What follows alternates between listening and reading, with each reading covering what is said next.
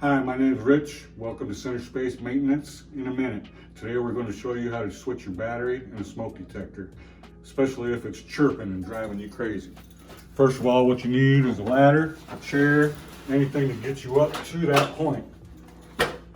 And always note, never step on the top rung of a ladder, it's dangerous.